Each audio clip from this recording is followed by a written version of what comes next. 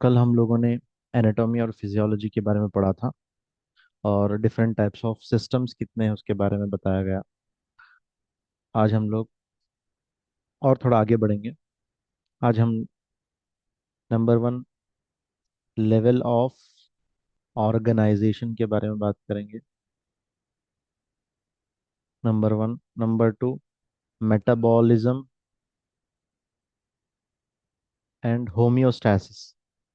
जितना हुआ उतना करेंगे, ऐसा कुछ वो नहीं है, इतना ही करना है। Homeostasis.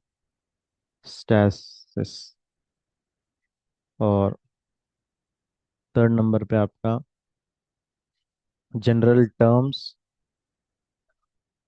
And plane of the body.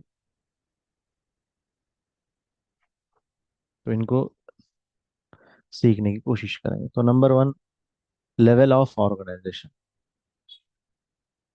तो कल मैंने बताया था कि जो भी बॉडी, इतनी बड़ी बॉडी दिख रही है, उसकी शुरुआत सेल से होती है। सेल से पहले क्या है वो भी जानना जरूरी है। वो चीज़ आज जानने की कोशिश करेंगे। ठीक है, आइए देखते हैं सेल से पहले क्या है। तो बॉडी की शुरुआत होती है कुछ केमिकल्स से।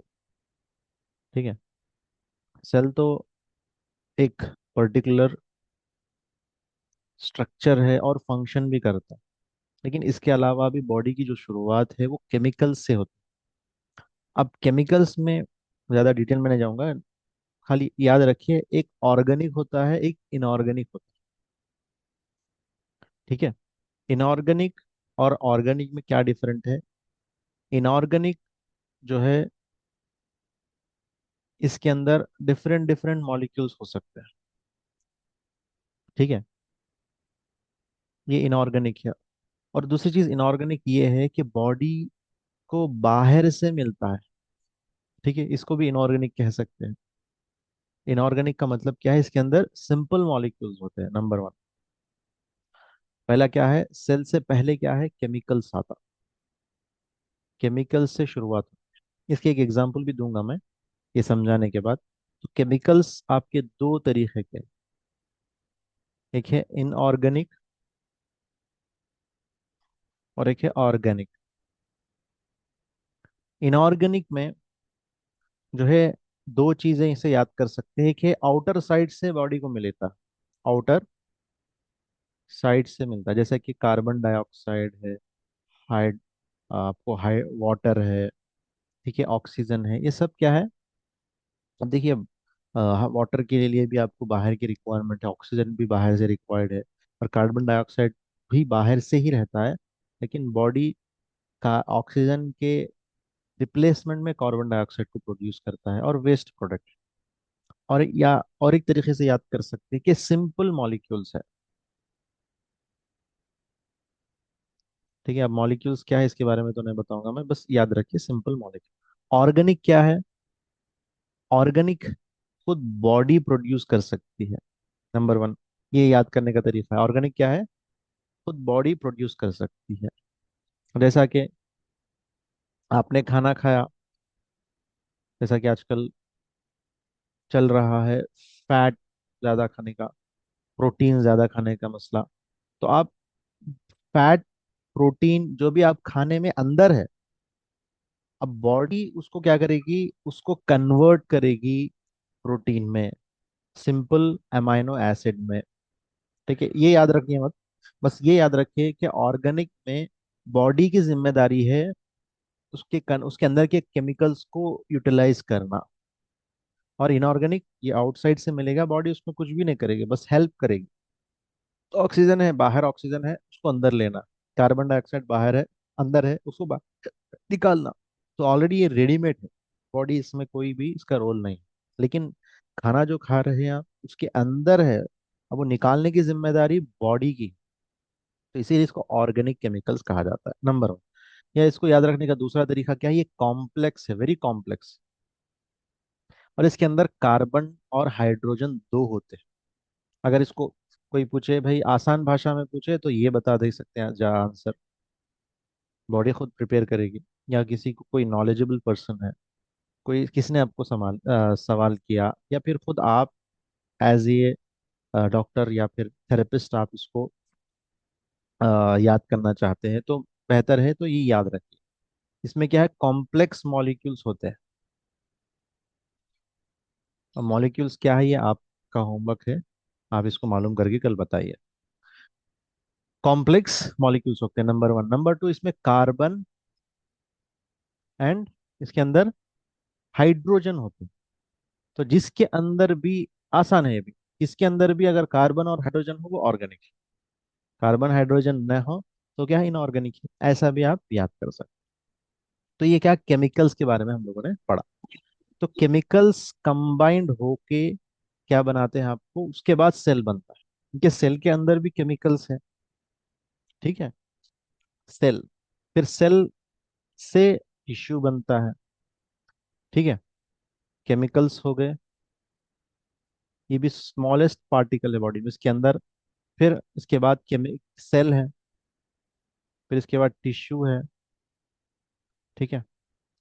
उसके बाद ऑर्गन है, ठीक है। उसके बाद ऑर्गन सिस्टम है, उसके बाद ह्यूमन बॉडी है।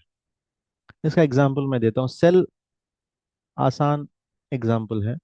सेल जो है एक ब्रिक समझिए, ये क्या है, ब्रिक है, ठीक है। ब्रिक क्या है, ईंट है। अब ईंट से पहले क्या था, उसके अंदर रेती थी, मिट्टी था, वगैरह वगैरह था, जो सैंड है। तो ये केमिकल का एग्जांपल आप सैंड से ले लीजिए, और ब्रिक का एग्जांपल सेल से ले लीजिए। बगैर ब्रिक के आपकी दीवार ठहर नहीं सकती, तो बॉडी भी बगैर सेल के रह नहीं सकती। तो सेल क्या है, इसके अंदर फंक्शन भी है, फंक्शन के बारे में बताया था कल, और स्ट्रक्चर भी है, स्ट्रक्चर के बारे में मैं कल बताया था। तो वो चीजें यहाँ पे रिकॉल कर दीजिए, ठीक है। तो ब्रिक, सेकेंड एग्जांपल टिश्यू का मैं बता देता हूँ। टिश्यू का एग्जांपल आप ले सकते हैं वॉल, यानी कई सारे ईंटों को जमा किया गया तो एक आपका दीवार खड़ा हो गया, चारों तरफ क्या हो गया, एक दीवार खड़ा। तो अब वो दीवार जब ठहर गया तो क्या बन गया, एक रूम बन गया। तो टिश्यूज जब जमा हो गए एक साथ तो वो ऑर्गन बन गए। और यहाँ पे याद रखने वाली बात ये है कि टिश्यू सेम होना चाहिए, तभी ये ऑर्गन भी सेम होगा, ठीक है। एक एग्जाम्पल भी मैं बताऊंगा, यहाँ पे ये चीज याद रखिए। तो टिश्यू का एग्जाम्पल वॉल से लीजिए, ऑर्गन का एग्जाम्पल रूम से ले लीजिए। अब एक एक रूम बनाते गए आप, ठीक है, तो क्या बन गया, एक एक घर बन गया। या फिर यूं कहिए, दो तीन रूम मिलके एक घर बन गया, तो ये बन गया ऑर्गन सिस्टम, एक होम बन गया, ठीक है। एक होम बन गया, तो ऑर्गन सिस्टम है। ऑर्गन सिस्टम में क्या है, अब एक होम में क्या है, एक ही फैमिली मेंबर्स रहेंगे, दूसरे फैमिली मेंबर्स तो आके नहीं रहेंगे, दूसरे घर वाले या कोई रिश्तेदार थोड़े दिन के लिए रहेंगे, लेकिन फिर वापस चले जाएंगे। इसी तरह ऑर्गन सिस्टम में क्या है, सेम फंक्शन या फिर उन जैसे फंक्शन करने वाले ऑर्गन्स रहेंगे। तो ये नंबर वन, ये भी याद रखिए, सेम फंक्शन, स्ट्रक्चर चेंज हो सकता है लेकिन फंक्शन सेम हो सकता है, ठीक है, या उन जैसे काम करने वाले। ह्यूमन बॉडी क्या है, आप देखिए, पूरा एरिया क्या है, अलग अलग घरों से बना हुआ है। तो अब ये क्या बन जाएगा, एक स्ट्रीट बन जाएगा, या फिर एक सिटी बन जाएंगी, या फिर विलेज है तो विलेज बन जाएगा। कई घरों को मिलाकर क्या कहेंगे हम, या तो विलेज कहेंगे, या मोहल्ला कहेंगे, या फिर स्ट्रीट कहिए, या फिर सिटी कहिए, कुछ भी आप नाम दे सकते हैं। तो इसको हम सिटी कहेंगे। तो एक सिटी बनने के लिए कई सारे घरों का होना जरूरी है, या फिर विलेज बनने के लिए कई सारे घरों का रहना जरूरी है। तो ऑर्गन सिस्टम भी, कई सारे ऑर्गन सिस्टम बॉडी में रहना जरूरी है एक ह्यूमन बॉडी बनने के लिए, ठीक है। लेकिन ये अलग अलग होंगे, सेम नहीं होंगे। सेम अगर होंगे तो सेम ही फंक्शन करेंगे। तो अलग अलग फंक्शन करने वाले अलग अलग स्ट्रक्चरल ऑर्गन सिस्टम बॉडी में अगर रहेंगे तो उसको हम कहेंगे ह्यूमन बॉडी, ठीक है। तो ये इतने इजी एग्जाम्पल से शायद आप लोगों को समझ में आ गया होगा, तो ये याद रख। चलिए अब आप बॉडी इसमें देखेंगे हम लोग। तो सेल के बारे में बताया गया। सेल, देखिए अब सेल है, एक सेल बताया गया यहाँ पे। सेल से टिश्यू है ये, टिश्यू से किडनी बन गया। देखिए किडनी, यूरिनरी ब्लैडर, सबको मिलाकर क्या है, ऑर्गन है। ऑर्गन से ऑर्गन सिस्टम है, ऑर्गन सिस्टम से ह्यूमन बॉडी या ऑर्गेनिज्म। ठीक है। तो कहीं पर भी यही देखने को मिलेगा, ऑर्गन सिस्टम क्या है, कल मैं कितने टाइप्स के बता दिया। जब टिश्यू के बारे में बात करेंगे, जब बात करेंगे ऑर्गन सिस्टम के नाम यहाँ पे दिया गया, इसको नोट डाउन आप लोग करना चाहिए। ठीक है, मैं इसको एक स्क्रीनशॉट भेज दूंगा, तो नोट डाउन कर लीजिए। कितने टाइप्स ऑफ ऑर्गन सिस्टम है, इंटीग्रेटरी सिस्टम, उसका काम क्या है, और इसके ऑर्गन्स कितने हैं ये दिया गया। स्केलेटल सिस्टम, फंक्शन क्या है और नाम, ये सब सिस्टम्स के नाम है और फंक्शन है, बेसिक बेसिक है। ठीक है, वो आप लोग नोट डाउन करके रखिए अपने पास। तो ये था ऑर्गन सिस्टम या ऑर्गेनिज्म के बारे में। जब ये एक ऑर्गन बन गया, तो हमें मालूम होना चाहिए कि इस वर्ल्ड में कितने टाइप्स ऑफ ऑर्गेनिजम्स या कैटेगरीज है ऑर्गेनिजम्स, जो सांस लेते हैं, कोई चलता है, कोई तैरता है, कोई रेंगता है, कोई उड़ता है। तो इसके कैटेगरीज हो गए, कैटेगरीज ऑफ ऑर्गेनिज्म। तो और आपको मालूम होना चाहिए कैटेगरीज कितने टाइप्स के। तो मैं बताता चलूं, पहला जो कैटेगरी है हमारा है, ह्यूमन का है, जानवरों का है, या चलने वाले जी, कह सकते हैं, या ये लोग ज्यादातर अर्थ में रहते हैं, मिट्टी में रहते हैं, वो है मैमल्स। हम लोगों को क्या कहेंगे, मैमल्स। अगर हम लोगों को सिर्फ सेपरेट किया गया तो हमें ह्यूमन बीइंग कहेंगे, और जानवरों को एनिमल्स कहेंगे। ठीक है। तो ह्यूमंस, एनिमल्स सब मिल के मैमल्स में आते हैं, जो कहाँ पे चलते हैं, जमीन पे चलते हैं। ठीक है। नेक्स्ट कैटेगरी में आपको देखने को मिलेगा, मैमल्स के बाद बर्ड्स है। ये जो है, उनकी ज्यादातर जिंदगी जो है स्काई में, हवा में उड़ने में जाती है, और ये हाइट लेवल पे रहते हैं। ठीक है, यानी जमीन के से ऊंचे लेवल पे रहते हैं, उनको हम कहेंगे बर्ड्स।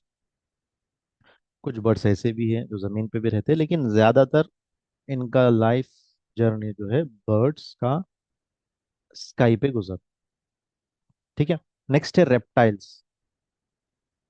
रेप्टाइल्स ये भी जमीन पे रहते हैं, अर्थ पे, यानी सैंड पे या मिट्टी पे, लेकिन ये लोग क्या करते हैं, रेंगते हैं। इनको हम लोग कोल्ड ब्लडेड भी कहते हैं, कोल्ड ब्लडेड। ठीक है। और इनका वर्टिब्रा जो है स्लोप रहता है, एकदम बिछा हुआ रहता है, जैसे स्नेक का है, या यूं कहिए लिजर्ड का है, छिपकली का है। ठीक है, पूरा फ्लैट। ठीक है, उनकी एनर्जी उसी में है, जब तक वो रेंगेंगे उनकी एनर्जी उसी में रहेंगे। तो सांप देखिए आप, कर्व्स लेते हुए वो आगे बढ़ते रहता है, तो एनर्जी उनकी वर्टिब्रे की वहीं पर है, जमीन पे। तो ये क्या करेंगे, रेंगने वाले जानवर। तो पहली कैटेगरी मैमल्स की हो गई, जो जमीन पे चलते हैं फिरते हैं वगैरह। सेकेंड कैटेगरी बर्ड्स की हो गई। थर्ड की हो गई रेप्टाइल की। फोर्थ टाइप जो देखने को मिलेगा वो है एम्फीबियंस। एम्फीबियंस क्या है, एम्फीबियंस जो है ये पानी में भी रहते हैं और जमीन पे भी रहते हैं। ऐसे जानवर या ऐसे लिविंग ऑर्गेनिजम्स जो पानी में रहते हैं और जमीन में भी रहते हैं, दोनों, टू इन वन।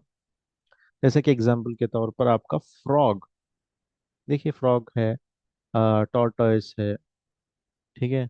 और आपका मगरमच्छ है, एक्सेट्रा एक्सेट्रा। ठीक है, उसको हम एम्फीबियंस कहें। तो मैमल्स हो गए, बर्ड्स हो गए, रेप्टाइल्स हो गए, एम्फीबियंस है। नेक्स्ट फिफ्थ नंबर पे आपका फिश है, यानी जो भी जमीन के अंदर जो जानवर है, या सॉरी, वाटर के अंदर जो जानवर है, ऑर्गेनिज्म है, उसको हम कहेंगे फिश।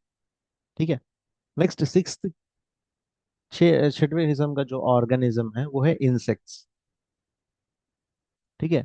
इंसेक्ट्स जो है, इनके पैर ज्यादा होते हैं, 6 या 6 से ज्यादा भी हो सकते हैं, जैसे कॉकरोच है, एंट है। ठीक है, ये सब चीजें क्या है आपके, आ, आपके इंसेक्ट्स में आते हैं। ठीक है। तो इसे 6वें नंबर पे, 7वें नंबर पे है इनवर्टिब्रेस।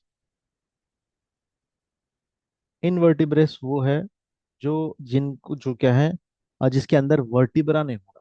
जितने भी हम लोगों ने पढ़ा इसमें वर्टिब्रल वर्टिब्रा होता है, लेकिन ये जो जानवर है या फिर ऑर्गेनिज्म है इसमें बैक बोन नहीं होता। लाइक लाइक जैसा कि वॉर्म्स ले लीजिए आप, स्पाइडर ले लीजिए, इन लोग क्या है, इन नो वर्टिब्रे। इसका मीनिंग क्या है, नो वर्टिब्रे।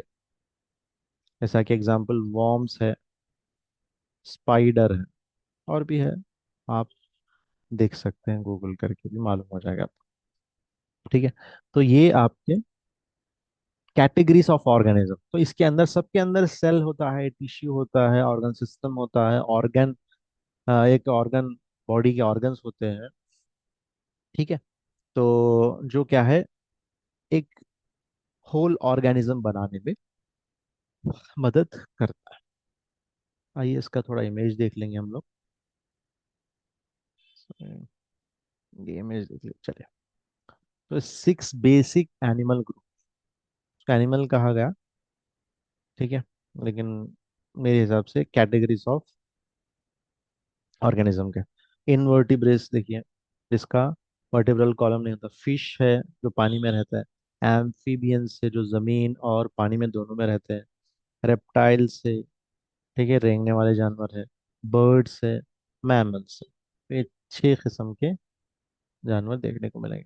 ये और एक, अगर इसको और एक तरीके से, अगर इसको इसको डिवीजन किया जा सकता है, तो वर्टिब्रेस और इनवर्टिब्रेस, जिनकी रीढ़ की हड्डी होती है, जिनकी नहीं होती। Without backbone, with backbone. With backbone में 2 किस्म के ब्लड है, कोल्ड ब्लडेड और वार्म ब्लडेड। यानी कोल्ड ब्लडेड में ब्लड मोस्टली नहीं होता, नहीं के बराबर। वार्म ब्लड में ब्लड सर्कुलेट होते रहता है। इसके बारे में डिटेल में नहीं जाएंगे हम लोग। ठीक है, ब्लड सर्कुलेट होते रहता है। अगर ब्लड, अगर कहीं कट गया तो ब्लड लॉस भी हो सकता है। रेप्टाइल्स में वैसा नहीं, सॉरी, क्लड ब्लड में वैसा नहीं है।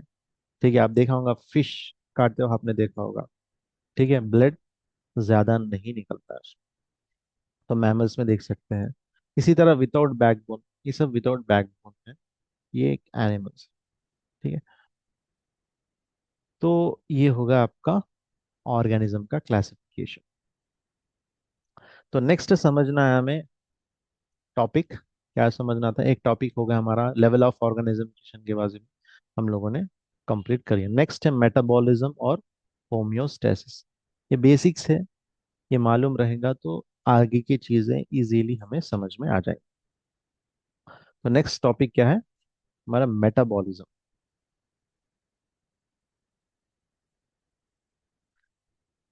मेटाबॉलिज्म का आसान तर्जुमा क्या होगा, आसान मीनिंग क्या होगा? मेटाबॉलिज्म का आसान मीनिंग होगा, जो कुछ हमने खाया पिया, बॉडी उसको क्या करे, उसको एक्सेप्ट कर ले, इसी को हम मेटाबॉलिज्म कहते हैं। देखिए, यहाँ पे दिया गया, metabolism is a collective noun, यानी बहुत सारी चीजें इसमें इंक्लूडेड है। यानी हमने खाना खाया, केमिकल रिएक्शन होगा अंदर, यानी जो भी हम चबाएंगे यहीं से शुरू होगा। मुंह के अंदर से शुरुआत होगी डाइजेशन की। अच्छा, चबाने से जो भी सलाइवा निकलता है, थूक निकलता है, थूक में डाइजेस्टिव एंजाइम्स होते हैं। ठीक है, अगर हमने अच्छी तरीके से फूड को नहीं चबाया तो डाइजेस्टिव एंजाइम्स फूड के साथ अच्छी तरीके से मिक्सअप नहीं होता। मिक्सअप नहीं हुआ तो वो डाइजेशन का जो प्रॉब्लम है वो शुरुआत हो जाएगा, यहाँ से उसकी शुरुआत हो जाएगी। ठीक है, तो ये केमिकल रिएक्शन है, फिजिकल प्रोसेस भी है। फिजिकल प्रोसेस क्या होगा, यहाँ तो केमिकल्स मिक्सअप हुए, डाइजेशन में भी होगा, लेकिन अब्जॉर्प्शन, स्मॉल इंटेस्टाइन में जो भी हमने खाना खाया वो अब्जॉर्ब होगा, इसी को हम फिजिकल प्रोसेस। तो ये भी देखिए, जो कुछ हमने खाया वो डाइजेस्ट हुआ, अब्जॉर्ब हुआ, ये सब क्या है, मेटाबॉलिज्म में आएगा। मेटाबॉलिज्म में और भी क्या होगा, आप जब अच्छे से खाएंगे, अच्छी ग़िज़ा खाएंगे तो ग्रो होंगे, बॉडी ग्रो होगी। ठीक है, छोटे बच्चे ग्रो नहीं होने की वजह क्या है, उनकी मेटाबॉलिज्म कमजोर होती है। इसलिए क्या है, कुछ बच्चों की हाइट नहीं बढ़ती, वेट नहीं बढ़ती, ग्रोथ रुक जाते हैं। अब ग्रोथ अगर अच्छी है तो रिपेयरिंग होना, यानी हमारे बॉडी के जो सेल्स है वो, उनकी लाइफ स्पैन है, वो लोग की लाइफ, किसी की 2 मंथ्स, किसी की 120 डेज, एक्सेट्रा एक्सेट्रा है। जब हम सेल्स के बारे में पढ़ें जब बताऊंगा। तो वो मरने के बाद उनकी जगह नए सेल्स लेना है, नए सेल्स लेके इनको हटा देना है। तो इसी को कहेंगे रिपेयरिंग। रिपेयर भी करती है हमारी बॉडी, खासकर जब हम लोग सोते हैं। Sleeping is the best thing which repairs the body, but you have to sleep on time. ठीक है। ग्रोइंग के लिए आपको फूड अच्छा खाना है, रिपेयर होने के लिए आपकी नींद अच्छी होना है। ठीक है। नेक्स्ट, ये भी मेटाबॉलिज्म है। किसी की बॉडी, देखिए अब मार लग गया, किसी को मार लग गया, कई दिनों से वो जख्म नहीं सूखा, तो मतलब क्या है, इनके रिपेयरिंग सिस्टम में गड़बड़ है, तो मेटाबॉलिज्म इनका खराब है। ठीक है। रिएक्टिंग, रिएक्टिंग का क्या, देखिए आप, जब आपको मार लगा तो बॉडी रिपेयर होगी। जब आपने, किसी ने भी, जैसा कि हम लोग अक्सर अब कहते हैं कि बाहर का खाना खा लिया, बाहर के खाने में क्या हो सकता है, पानी खराब हो सकता है, जो फूड इस्तेमाल किया गया वो खराब हो सकता है, जो ऑयल इस्तेमाल किया गया वो खराब हो सकता है, जो पैकिंग पेपर है उसमें कुछ बैक्टीरिया फंगस वगैरह हो सकती है। तो बॉडी में वो चीज़ जब जाएगी, बॉडी क्या करेगी, रिएक्ट करेगी। यानी अगर आपकी बॉडी मजबूत है, यानी मेटाबॉलिज्म आपका अच्छा है, तो बॉडी उससे लड़ेगी और उसको मार कर बॉडी से निकाल देगी, through urine, through stool, through sweat, कैसा भी हो सकता है। तो रिएक्शन अगर अच्छा है तो ये भी क्या कहलाएगा, मेटाबॉलिज्म अच्छा है। ठीक है। तो मेटाबॉलिज्म में ग्रोइंग भी है, मेटाबॉलिज्म में आपका रिपेयरिंग भी है, मेटाबॉलिज्म में आपका रिएक्शन भी है, मेटाबॉलिज्म में रिप्रोड्यूसिंग भी है। यानी एक सेल, जैसा हमारा सेल का एज हो गया, वो सेल वहां से हट जाएगा, वो सेल वहां पे नजर नहीं आएगा, अगर आया तो फिर डेड टिश्यू कहलाएगा। तो उसकी जगह नए सेल जब ही आ सकते हैं जब रिप्रोड्यूस होंगे। वो सेल जो मरने वाला है या डेड होने वाला है उसको हम कहेंगे एपोप्टोसिस। आगे पढ़ेंगे, एपोप्टोसिस कहेंगे। तो एपोप्टोसिस होने से पहले ये सेल क्या करेगा, डिवाइड होगा। क्या होगा, डिवाइड होगा, इसी को कहेंगे रिप्रोड्यूसिंग। उस सेल की जगह दूसरी सेल ने ली है, लेकिन उस सेल को बनाने वाला कौन है, वो खुद सेल है जो डैमेज होने वाला है। ठीक है, उसको रिप्रोड्यूसिंग कहेंगे। जैसा क्या, खैर यहाँ तक याद रखिए, काफी है। तो इन सब चीजों को मिलाकर हम कहेंगे मेटाबॉलिज्म। मेटाबॉलिज्म का मतलब है ग्रोइंग, मेटाबॉलिज्म का मतलब है रिपेयरिंग, मेटाबॉलिज्म का मतलब है रिएक्टिंग, मेटाबॉलिज्म का मीनिंग है रिप्रोड्यूसिंग, मेटाबॉलिज्म का मतलब है केमिकल रिएक्शन, मेटाबॉलिज्म का मतलब है फिजिकल प्रोसेस। इस सब चीजों को मिलाकर हम मेटाबॉलिज्म कहेंगे। ठीक है, ये तो समझाने के लिए मैंने बताया। लेकिन मेटाबॉलिज्म असल क्या है, ग्रीक वर्ड है जिसका माने चेंज। यानी बॉडी आपकी हमेशा चेंज होती रहती है। यानी जब आप चलेंगे उस वक्त अलग बॉडी का फंक्शन रहेगा, जब आप आराम करेंगे उस वक्त अलग रहेगा, जब किसी से आप बात करेंगे उस वक्त अलग रहेगा। ये मेटाबॉलिज्म ही है। ठीक है, यानी उस वक्त जो चीज़ की ज़रूरत है, बॉडी जो चीज़ को प्रोवाइड करने वाली है, उसी को मेटाबॉलिज्म भी कहते हैं। मैंने जैसा कि अब बताया, अब मैं बात कर रहा हूँ तो मुझे एनर्जी ज़्यादा, थ्रोट में ज़्यादा एनर्जी की ज़रूरत है, तो बॉडी क्या करेगी, इस एनर्जी को दूसरी तरीके, दूसरी जगह इस्तेमाल ना करके वो थ्रोट में इस्तेमाल कराएगी, क्योंकि यहाँ पे रिक्वायरमेंट ज़्यादा है। जब आप चलेंगे या रनिंग करेंगे या आराम करेंगे, तो रनिंग करेंगे तो उस वक्त भी क्या करेगी बॉडी, ज़्यादा एनर्जी लेग्स में देगी, तो आपका हार्ट रेट बढ़ेगा, आपका सर्कुलेशन तेज होगा, चलेंगे या दौड़ेंगे। जब आप आराम करेंगे तो बॉडी भी आराम करेगी, मेटाबॉलिज्म रिलैक्स रहेगा। अब कहेगी बॉडी कि भाई अब इनको ज़्यादा सर्कुलेशन की ज़रूरत नहीं है, बीपी ज़्यादा बढ़ाने की ज़रूरत नहीं है, हार्ट रेट ज़्यादा बढ़ाने की ज़रूरत नहीं है, ज़्यादा ग्लूकोज की ज़रूरत नहीं है। तो लिहाजा अब क्या करना है, रेस्टिंग पोजीशन में रखना है body. According to the condition of the body जो भी रिक्वायरमेंट है उस चेंज को मेटाबॉलिज्म कहें।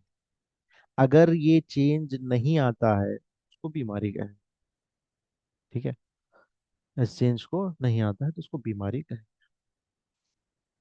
तो ये चीज मेटाबॉलिज्म याद रखना जरूरी है। तो हमारे इतने टॉपिक्स में मेटाबॉलिज्म कंप्लीट हो गया है। तो आगे के टॉपिक्स हम लोग कल कवर करेंगे। जैसा कि होम्योस्टैसिस है, general terms and planes of the body. ठीक है, इनको हम कल कवर करेंगे। अगर किसी को कुछ डाउट है तो पूछ सकते हैं।